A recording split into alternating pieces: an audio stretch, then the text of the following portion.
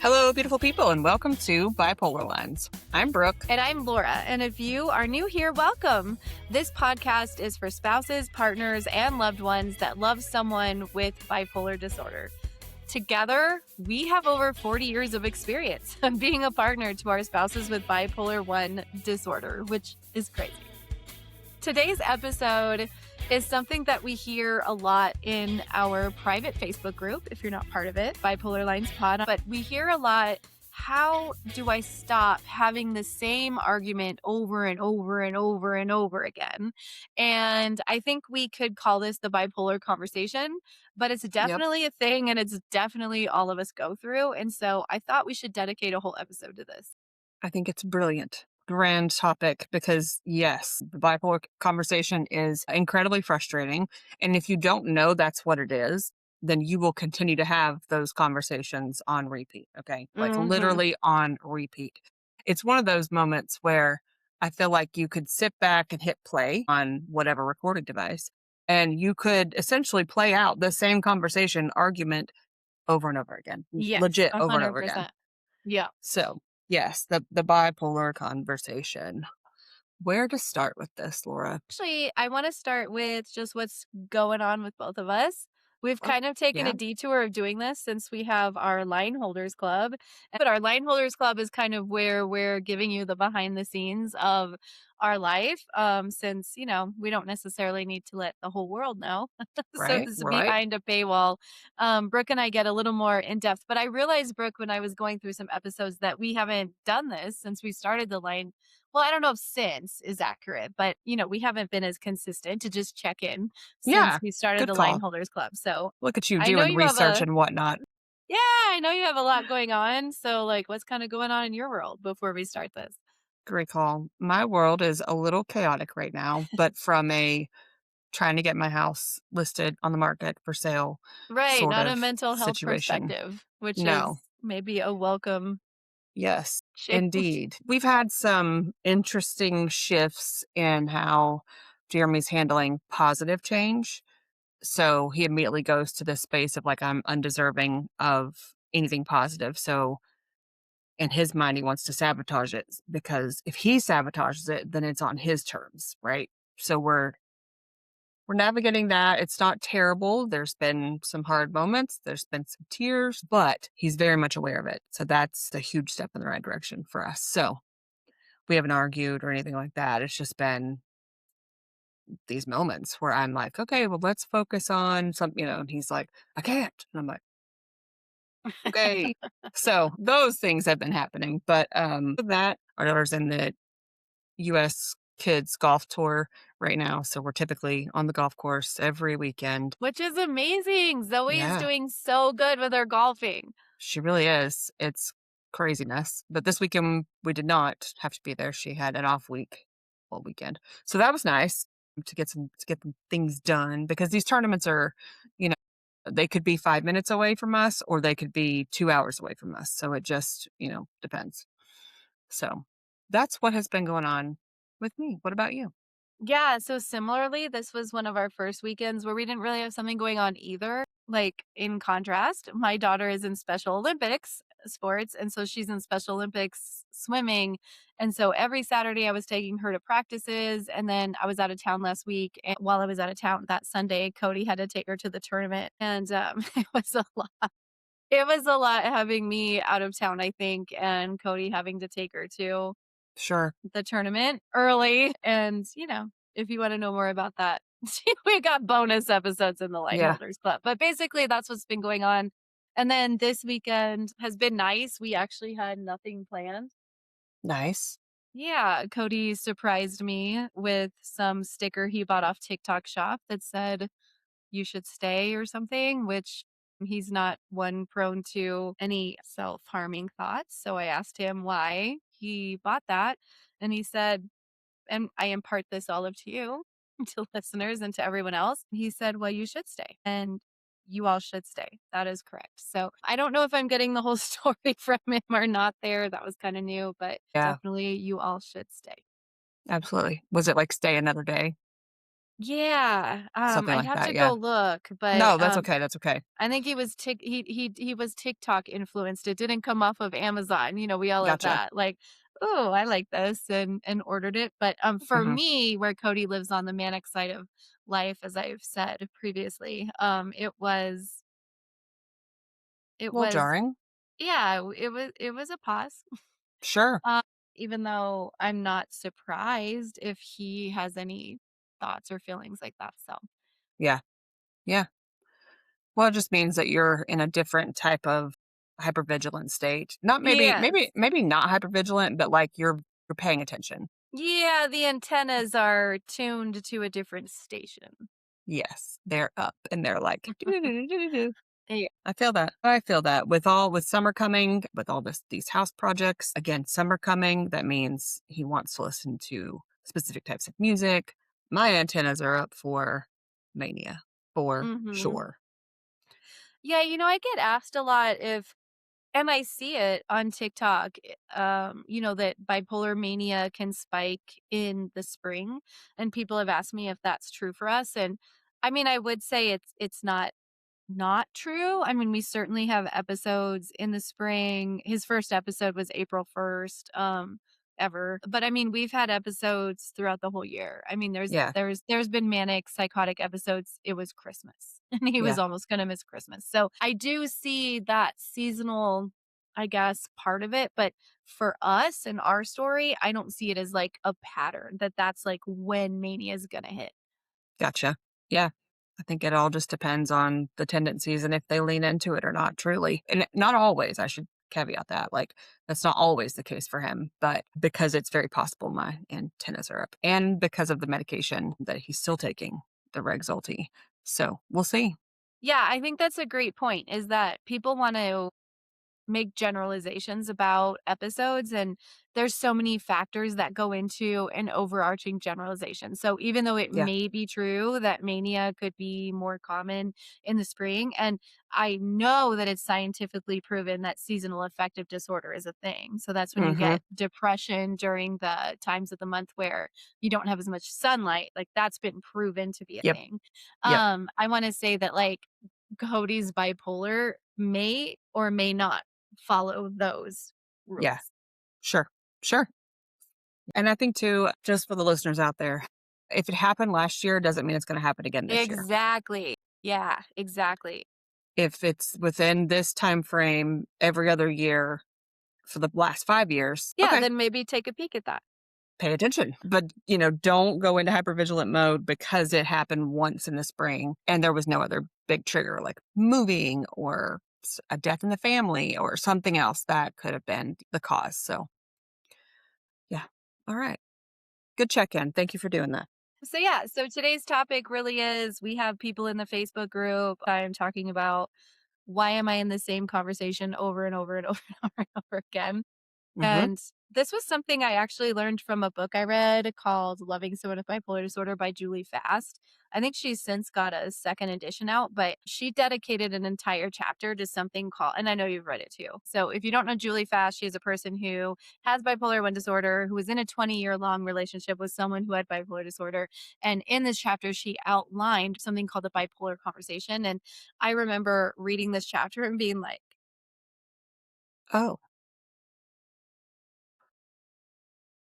so that's what's happening. yeah, It's that moment. It's that moment where things go, that makes more sense. yeah, I mean, so essentially what Julie Fast was saying is that when a person is in an active episode, and this is where I think people in our Facebook group get confused because it's so muddied because if they're having a mixed episode or if they're rapid cycling, like these things get messy. But like, I'm just going to speak in terms of like Cody having clear and delineated manic episodes. When he is in a clear and delineated manic episode, the frontal lobe is literally offline. And so you are trying to have a rational conversation with someone who is not capable of forming that rational thought. And so, because of that, the points you're making aren't hitting. And because of that, what you're saying, they're not remembering because the frontal lobe is offline. And so what ends up happening is like you're making points that they're literally incapable of hearing and processing. So you go into this loop of like, well, I'm making this point. Don't you understand? And they're like, I don't hear it and can't process it. So no. And like you're in this little circle. And Julie Fast really definitely was like recommended. You need to recognize this conversation for then to get off it. Yeah. Exit stage left, people. Right. Exit stage left, right. So, and Cody's episodes have been very delineated, as you were just talking about. Yeah. And as Laura was mentioning, it does get muddy when we're talking about rapid cycling or mixed episodes. But there's one thing that remains true for this situation.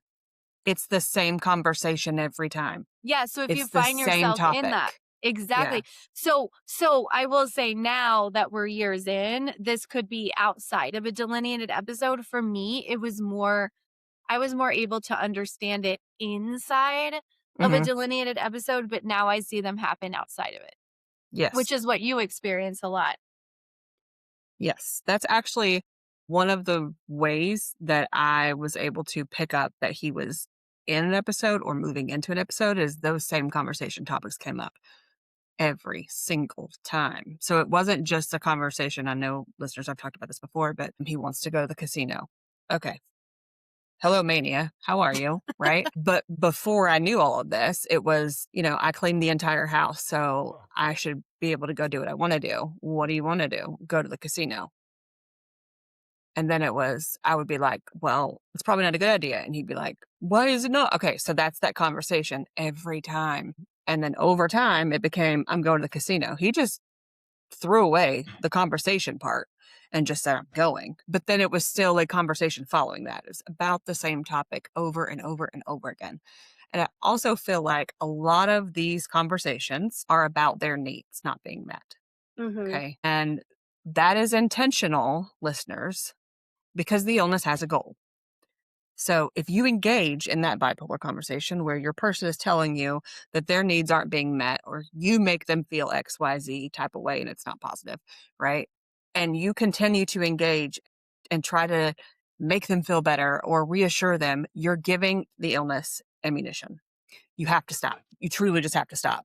So, because again, like Laura said, the loop is just going to continue. And anything that you give them that could possibly be construed in a negative way will be done. Yeah, it doesn't become a rational talking point. It becomes fuel to continue the conversation. So I Or to think give them a reason to leave, yep. gives them a reason to justify their actions that Yeah. follow next. Well, you were being an ass, so I'm leaving. And it's like, what do you mean? So then they leave. And then they say, well, I left because you didn't follow me or you didn't chase me down or you didn't tell me to stay. Yeah. If you stop engaging, none of that can happen. They have nothing other than their own words. I'm not saying that they won't leave or they won't say you were being hateful or whatever, because they will. The illness absolutely will. But if you stop engaging, you are not getting worked up in the process. You are not trying to justify yourself. You aren't the one getting emotionally involved in the bipolar conversation because you're talking to the illness, not your person. Yeah, advice that I got that 100% worked, and I'm so thankful for it, was my very first therapist ever. And I was explaining this and I was like, he's accusing me of things I don't do. And I'm like trying to like explain to him and he's like not hearing it. Like it's just exactly like it's going back to this like no, but you, but you, but you, but you. And I was telling her I'm like, and I know that it takes two people to have a argument. That's what I was telling her. And I was like, and I'm trying to see his point of view and but he's not hearing mine. And she was like, what if it doesn't take two people to argue? And I was like, what? And she was like, no, like, what if you really don't have any culpability in this? And I'm like, what? Because like I just didn't believe it because I wanted to be that available person. She's like, what if you are literally talking to an illness, not your person? Well, she didn't put it that way, but I'm putting it that way. Yeah, And I essentially was the like, same. yeah. And I was like, well, no, like it has to be something I'm doing too, because it takes two people to fight. And she's like, but what if it doesn't? And she's like like, it really did give me pause because I was like, Hmm. "Well, that goes against everything I've been taught." I Yeah. must have some culpability in this conversation. And, Yeah. yeah, and so then I still didn't actually believe her, but then she gave me this advice and she was like, "You need to have just So you stop getting into this loop. Like you need to have one phrase that you say, and then it's just always said consistently. And that's how it ends. And so in that first episode, the phrase was, "I'm sorry you feel that way, but that's not true." Because that was the truth. Like, that Mhm. wasn't just a phrase or like a Yeah. catchline. It wasn't just, but that was literally the truth because what would happen is be like, "You don't love me." I'm like, "I Mhm. do love you because of this and this and this and this and this and this." And then all of this and this and this would be used as ammo against me. And Yep. I'd be like, "No, like that's not true because of this and this and this." And it's like Mhm. this cycle. And she was like, "No, you need to say one thing that is validating but true." And that was literally, "I am sorry you feel that way," because he did feel that way. Yeah. So I validated That's what his he truth. That believed. is true what he believes, but that's not true. And then just to reaffirm, "I love you," and leave Yeah. it at that. And then the conversation ended. And she's like, "If you go on a loop, you got to hang up the phone. You Yeah. gotta set a boundary," and was like, I can't keep continuing to have this conversation. If we continue, I'm going to hang up the phone," and he Mhm. would inevitably continue, and I would have to reinforce that boundary and hang up the phone. And that was the first time I really learned, like, okay, like, I could read Julie Fast's book all I wanted. I didn't know how to get To out apply it. of the bipolar conversation. Because we're taught from a very young age that it takes 2 people to have a conversation, Yes. that it takes 2 people to, argue, or there's 3 sides to every story. Yes. When you hear that over and over again as a child, and we're here and we're saying,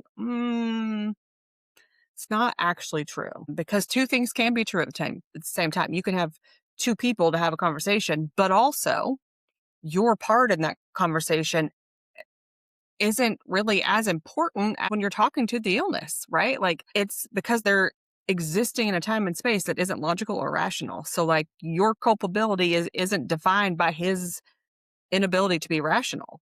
Exactly. And just even like I mentioned before, his memory. I mean, like when your executive functioning is offline, I'm not even sure he remembered what I said. So like Yeah. you're literally arguing with something that is just irrational, that you can't Yeah. have a rational conversation with. And I would put it this way. Why would you choose, Laura, to have a conversation with someone who is willfully choosing to misunderstand you? Take the illness and sit over here for a second.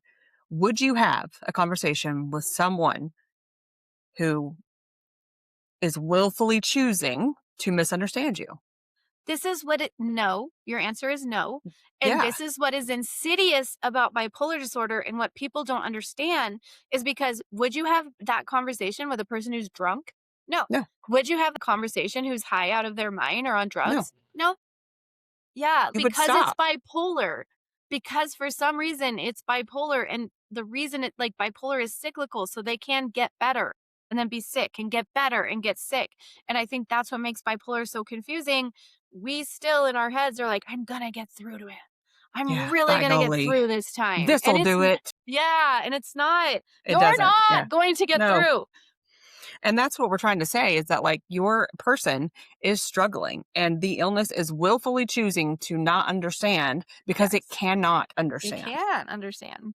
So if you're not going to have an argument with a 2-year-old about why they can't have a sucker, don't have this conversation with your person that you continue to have, because it's like having an argument with a toddler about wanting a sucker. Like, 100%. truly, if you break it down, that's what you're doing. And that I we get it. We get it. Like, it's hard and it takes a lot of effort because you want to defend, you want to explain how they're wrong. But if I could implore you to do one thing today, would be to look within yourself and ask, why are you choosing to defend yourself to someone who isn't able to hear the defense? Okay? They don't care because they're sick. Yeah. Wait until you're at baseline and Yeah. see if the issue is even an issue. Yeah. Most of the time it's not, you Brooke has know? actually she's said this on previous podcasts, but if you haven't listened to Brooke before, I've even taken this from her. She has told Jeremy before, like, if you still feel this way in a couple days or 3 days or whatever, we can have this conversation then, Mhm. which is not only great advice, but just a really good boundary. Yeah. Yeah. And then you can end the conversation with a boundary, which is what Yep. she's doing. And so Yeah, that Yep. alone would be amazing advice. Just even if you can't yourself, like if you're Yeah. sitting there being like, oh, I just want to defend myself. I can't help it. Like, I want him to understand. Like, how about you set a boundary for yourself and be like, Mhm. self, take 3 days. And if this Mhm. is still an issue in 3 days, let's revisit defending ourselves to this person. Yep. Yes. Because that boundary is also giving them the understanding that like I'm not talking with about this anymore. Like Yeah. I'm just not. Like if you still feel the same way in a week or 3 days, whatever it is, we'll revisit it. Walk away. Okay. Yeah. You walk away, you leave the room, you go start doing something that is engaging, not watching TV. Okay. It can't be TV because believe me, they'll follow you and they'll be in there trying to talk to you. You need to be focused, doing something with your hands that you're in the middle of that you can just ignore and then say, I'm not having this conversation with you right now. This is the consequence part of the boundaries Hmm. that people miss. Yeah. When and this is what I missed early on, so I just want to review it, is that when people are like, "I don't understand boundaries. I set boundaries and they just blow past them." Yes. Yes, actually you can expect in 80 if not 100% circumstances for your person to blow past the boundary you just set. That is Hmm. going to happen. But then what Yes. happens after, what makes the boundary the most effective is that you have a consequence attached to it. And so, like Brooke said, if the consequence is you are engaged now in something that's busy, they they recognize they can't really get in that. So if my consequence was like I'm leaving and taking a walk, yeah, I'm not going to answer my phone. Like Yeah. my boundary was don't talk to me like this or I'm out, and then I'm Hmm. out and I don't answer my phone. Like Hmm. that's a critical piece of boundary setting, but that's a whole other Yeah. topic. Yeah. We have a whole topic or episode on that one, the power Yeah, boundaries. yeah, But yeah, yeah. But this still is disengaging from the bipolar conversation. yeah. Yeah. Maybe that's a different way to put it. Like if you can't stop yourself from engaging, you have to put a boundary on yourself that says, if I can't not engage, I have to leave. Like, because he's more upset, she's more upset, you're upset, everybody's pissed off, hurt, crying, somebody's packing a bag, somebody's throwing shit out of drawers. Like, your whole world implodes when you engage. And I can't be more clear. The number of times, Laura, that my lovely husband would come in and pack the bag and be like, like, I got It's so not over it. funny. Like dark humor is just like how That's we our thing. cope. Yeah. Yeah, but And it's um not actively happening right now. So yeah, yeah, yeah. We can we laugh can be about it because reflective and neither one of yeah, us are going through it. Yes, we've said correct. that before. We're not laughing at you all, dear listeners, if that's what's Oh happening. We're God, really no. not.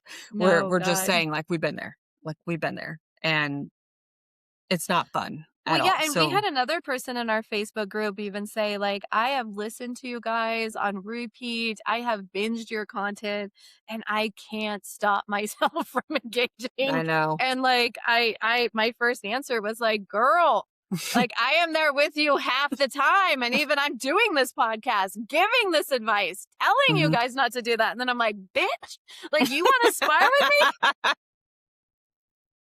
You want It to go? is yeah, it is really hard. So, I mean, I think that you're right. Sometimes maybe it's putting a boundary on ourselves and being like, "Laura, remove yourself. Yep. If you cannot control yourself, remove yourself."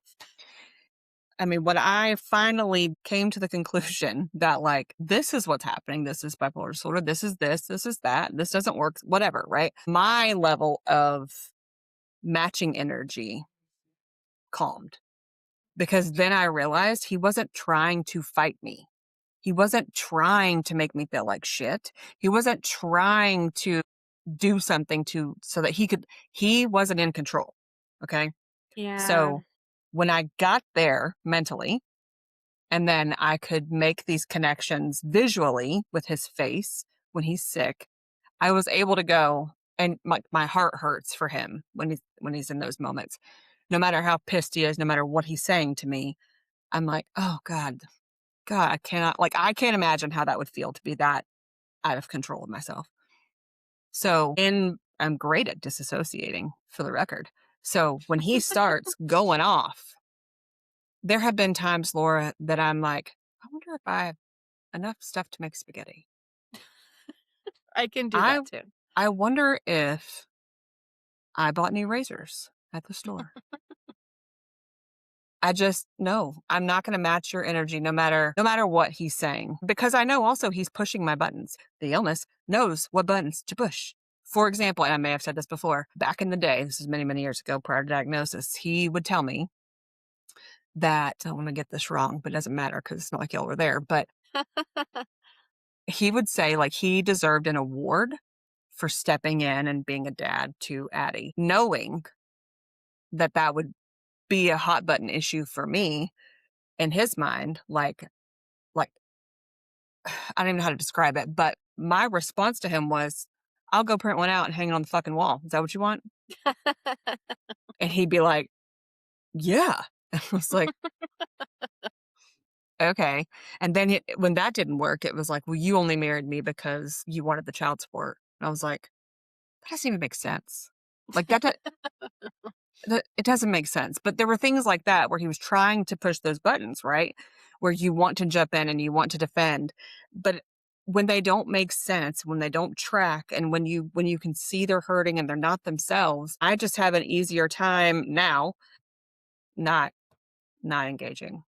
That's why I think that bipolar disorder should be a family affair, is because families need to learn about the illness, similar to how maybe you would learn about your parents' physical illness and ways to help them. Because what this makes me think of is I was just out of town last weekend, and when I came home, my son said it was a little rough. And I said, why? And he gave me this one example of my son is 13 and he was playing a PS5 game that is basketball game that my husband actually doesn't even like or play. My husband Mhm. does play PS5 and he does play video games. He does not tend to like this one. And my son said that he was just playing in the living room. He made a crappy shot, no big deal. And for the next 15 minutes, my husband proceeded to berate him. He's like, Dad just kept going off on what a stupid shot that was. And he's like, and it was a stupid shot, but I couldn't get him to stop until I turned off the PlayStation and I left the room. And I was like, "Yeah, I'm really sorry you had to do that, but that is what you had to do. You had to disengage. Like, Yeah, dad can't disengage." Like, on imagine how his you own. guys feel. Imagine how you guys feel. You're like, "Oh, I gotta match his energy." Me too, right? I don't have a mental illness. I wanna match the energy. Imagine how strong that feeling is that you literally feel like you can't control yourself as a person without a mental illness. Now put yourself as a person with a mental illness, with a diagnosable mental illness, and you are stuck in a loop where you are pissed and you can't get out of it. Mhm. You have to have other people disengage you. You Yeah. have to. And like, I know that maybe there'll be some criticism on like, oh, you shouldn't put that on a kid or whatever. But I feel like with No, you're education, helping them. You were helping your yeah, son. yeah, He could have thank stayed you. there, cried, gotten really upset, confused, pissed off, but actually you gave him a usable skill so that he didn't have to get emotionally engaged and hurt and upset. So no. Yeah, If they come good. for you, Thank you. send them my way. Because no. Yeah, good, because I do feel like educating my son, he was like, "I still wanted to play my game, and it really sucked Mhm. I couldn't, but I knew I had to disengage because dad couldn't." Yeah. I mean, there's so much about that that is I mean, it's unfortunate that our It is kids unfortunate, yeah. have to do those things, and are put in those situations, right? But actually, we're incredibly fortunate at the same time because we're teaching them empathy. We're teaching them how to interact with people that are not at baseline. When he sees somebody out on the street that's having a hard time, that may be suffering, he has awareness of things not to do that would increase his chances of getting hurt, right? Like you're actually giving him super useful life skills that a lot of kids don't have. Yeah. So, not to say it's not hard because it is, but It yeah, is that we hard, yeah, I mean, I appreciate that, it is super hard, and I have conflicted feelings about it for sure, but I do think that that's why if I I will stand on this though. This is what I will stand on, is that every person with a mental illness deserves to be loved. They deserve to have a family just like anyone else. They deserve mhm, to have care, compassion, and sympathy just like anyone else, and it looks different when it's mental illness. yep, And that yeah, does suck sometimes, but mhm, I feel like it's no different than if you had a person with a physical illness because, I even knew a girl in college whose mom had this like severe physical illness where she just literally couldn't be present for anything. And like she understood it because it was physical. Yeah, you could see So it's it. like our people with mental illness deserve that same empathy, sympathy, and compassion.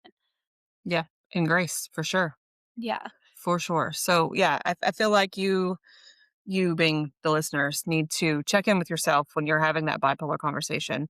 Like, think of yourself now, look back, did that conversation happen yesterday or whenever it was, and really like check in with you and what was going on, what was happening for me emotionally, physically in that moment. So for example, I'm fully aware of my tone. I am fully aware of how fast my heart is beating.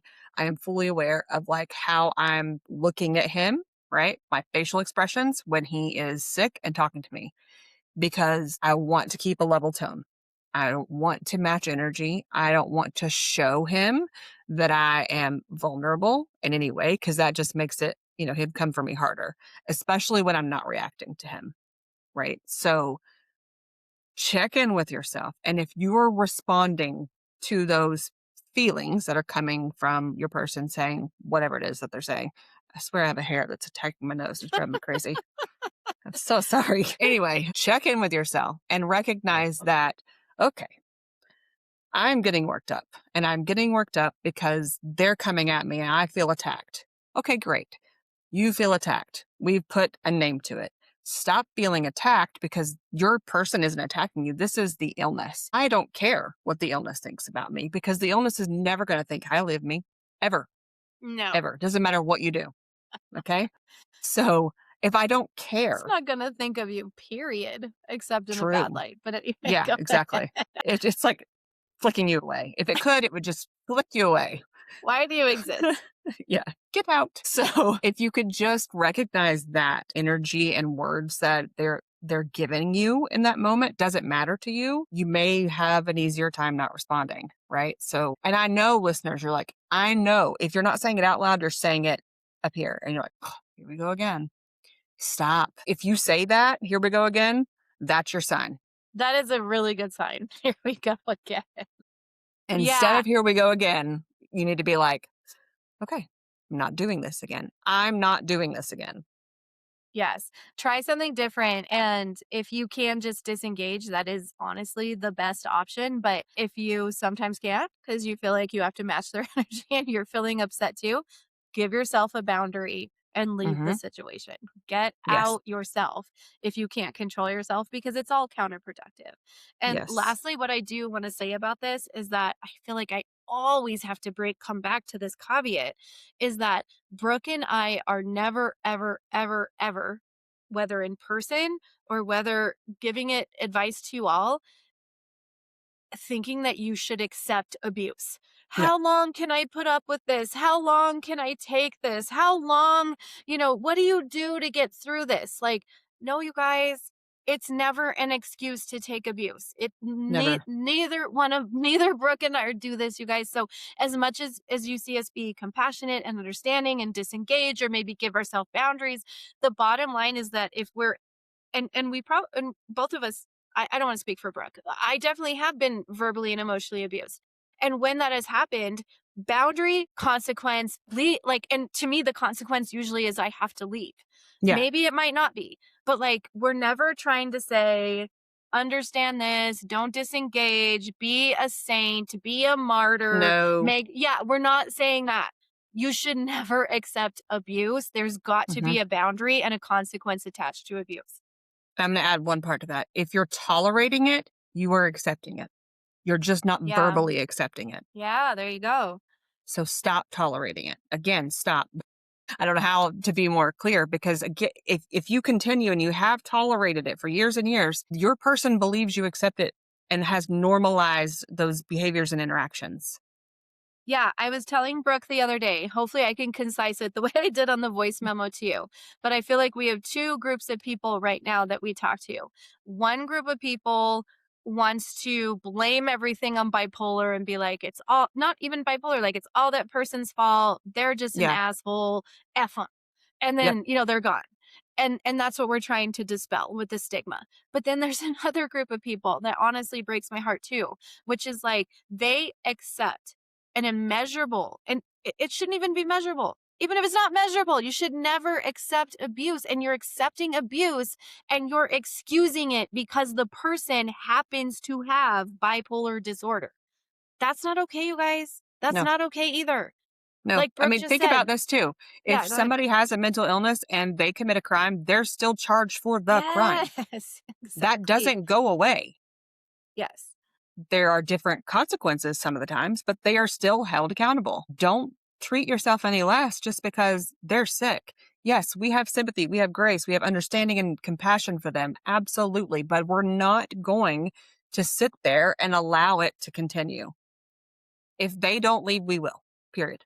Yeah, it has to happen, you guys. Yeah. If they're out of control, they're not accepting treatment, they're not willing to take medication, they're binge drinking, they're doing drugs, they're out all night. Like you have to see I'm not saying they need to be a saint either, because No.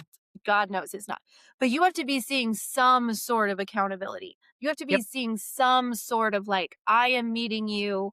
I am trying. This is what I'm doing to try for Mm-hmm. you to be willing to stay as well. Because I am Yeah. not advocating for you to stay when they're not doing anything to help themselves. I am not advocating for No. that. And we never will Yeah. because we know it's not sustainable. Yeah. We So know.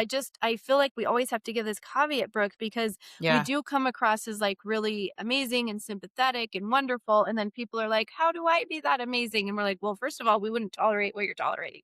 Yeah, yeah, yeah. And that's a hard conversation to have with people. Frankly, It it's like, okay, is.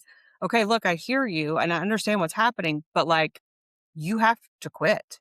Like you have to quit doing these things or this is never going to get better. You can't put a half-assed boundary in place and expect it to change. Right. You No, can't because it won't, you no. know. So it's hard. The bipolar conversation's hard. The boundaries are hard. But the It's other part of very that, hard. yes, that I want to bring up is this. If you're putting that boundary in place to get out of the bipolar conversation, to disengage, remove yourself, and your person comes back with, well, I'm just going to go to the store and get XYZ, all the liquor, all the drugs, or whatever. Great. I'm going to call 911. If Yes. they express that they're going to hurt themselves, you do not give it any ounce of leeway because a lot of the time, your person is testing those waters. They may not truly actually want to go through with it, but you're not going to take that chance. So don't not leave.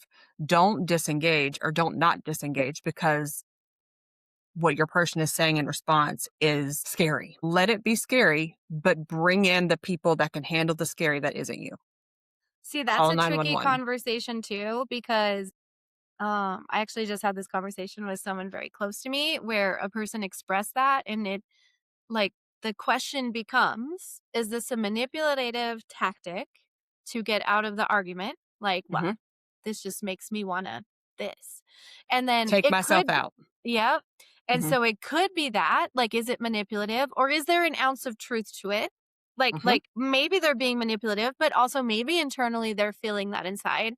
But ultimately, you aren't qualified to make that decision. So Nope. you, whoever are listening to us, regardless of whether you think your person maybe is being manipulative, maybe there's an ounce of truth to it, maybe they actually don't mean it, maybe they do really mean it, like your job is not to discern that. If someone makes a threat, like if they make something like that to you, your job is just to report it. Yep. I mean, I think That's all period. you can do. That would be my advice. Yeah. Yeah. I mean, and you don't even have to respond to it. Yeah. Like you can Yeah. just go, "Oh, I am so sorry that that's how you're feeling," or that's really scary and I'm going to call, whatever. You can just do what you're doing and explain the situation about what your action is, not about what they said. Yeah. Because yeah, it's not up to us to No. try to weed through whatever is going on. But that's why I'm saying that like a lot of the time they're just trying to get to you and so they will weaponize their mental health in order to get you to react. But you reacting tells them again that no matter what they say, they are going to get their way. that is why you have to call. And yeah, the cops are going to come out and they're going to take a report, and nobody likes that. I get it. But you know what you can't do? You can't go to bed feeling guilty because Yeah, you didn't stop something from happening exactly. that Yep. you were told was going to happen. Yeah. Yeah. I've said it before, I'll say it again. He can be as pissed as he wants to be at me, but he's alive. Actually, someone just said that to me on my TikTok. They were like, I want to call and have him involuntarily committed because of X, Y, and Z things that he's doing, but I think he's going to be pissed at me. And Let my him. response to her was like, no matter what you do, he's going to be pissed at you. So Mhm. you can either do nothing or you can do something. And the result is the same. When they are manic, they're going to be pissed at you. But every time Cody has come out of mania and he has clarity, that all goes away. It's completely Yeah. dissipated. It's not even a conversation. Yeah, because they're able to see things and go, "Oh, wow, I really, like, messed up there, and you had to do what was best for you Yeah. and or kids," whatever the situation is. So, it might take them time to get there, yeah, but I'm just imploring you guys that if you need to disengage, it's scary, and then they weaponize the situation. Whether or not you think it's them weaponizing or if it's true, it doesn't matter. You can call the non-emergency 911 in your local area for the United States. I don't know about other countries. I don't know what their systems are, but something similar, to wherever you are. Or you call the 988 crisis hotline. You call the people and you get somebody else involved that separates you from them, because the other part of this that a lot of people fail to think about is these people, yes, they're trained to do what they do, but your person is also not as emotionally flooded with a stranger Yeah. as they are with you. That's a really good point, Brooke. That's 100% Yeah. another another talk. So I think we end it there though. Gosh, I hope this speaks to you. I love having our Facebook group so we can kind of have these more in-depth conversations Mhm. to a Facebook comment, Yep. where we can really and both of us give our perspective, which maybe adds more power to it. I Yeah, that's agree. all for this episode. As always, thank you so much for showing up for your person, for showing up for yourself. If our show speaks to you, please be sure to like, subscribe, or follow us on your favorite platform. We've been talking about our Facebook group a lot. It's an anonymous, safe place. If you want to hear more from us, you can join the Spotify membership. You can get 2 bonus episodes a month, but don't worry, the main feed will be the same and it will always be free. You can find us on TikTok. Laura is at the VP Spouse, and I am at break_the stigma. And we'll see you next time. We'll see you next time.